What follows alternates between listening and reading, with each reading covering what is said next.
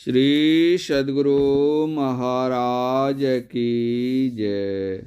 संत सद्गुरु महर्षि मही परमहंस जी महाराज की शिक्षाप्रद कहानियाँ। श्रुत लेखक महर्षि संतसेवी परमहंस जी महाराज। भक्ति मेल बढ़ाती है। यदि लोग ईश्वर भक्ति में बंधते हैं तो एक धर्म में बंधते हैं। संत कबीर साहब को लोग जानते हैं। वे काशी में रहते थे।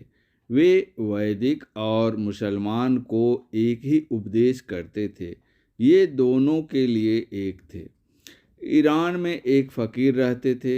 उनको कबीर साहब के संबंध में मालूम हुआ कि भारत में एक बहुत बड़े संत हैं।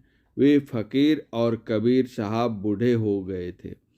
फ़कीर साहब और कबीर साहब सूरत में एक जहाज़ पर मिले। दोनों ने आपस में हाथ मिलाया। दोनों एक दूसरे के हाथ पकड़े हुए रात भर बैठे रहे। मुंह से कोई बोलचाल नहीं।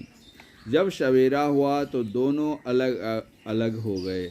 जहाज़ पर से उतरकर जब वापस चलने लगे तो दोनों के साथ के अनुयायियों ने पूछा कि आप लोग इतना कष्ट उठाकर इतनी दूर मिलने आए और कोई बातचीत नहीं की। फ़कीर साहब ने अपने अनुयायियों तथा कबीर साहब अपने साथ के अनुयायियों को समझाया कि हम लोगों ने बहुत बड़ी बातचीत की।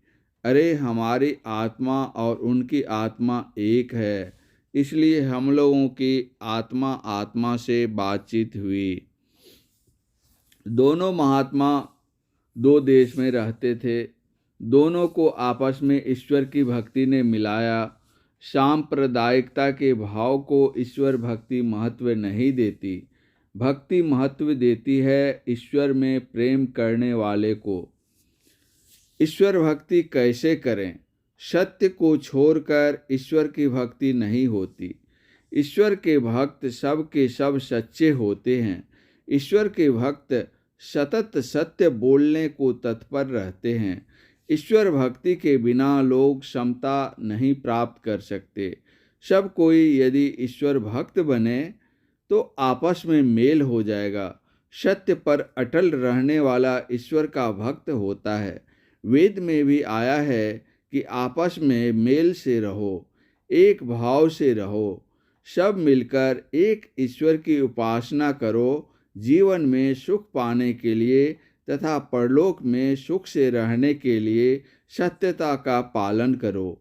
ईश्वर भक्ति के बिना सत्यता का पालन नहीं कर सकोगे। श्री सद्गुरु महाराज की जय।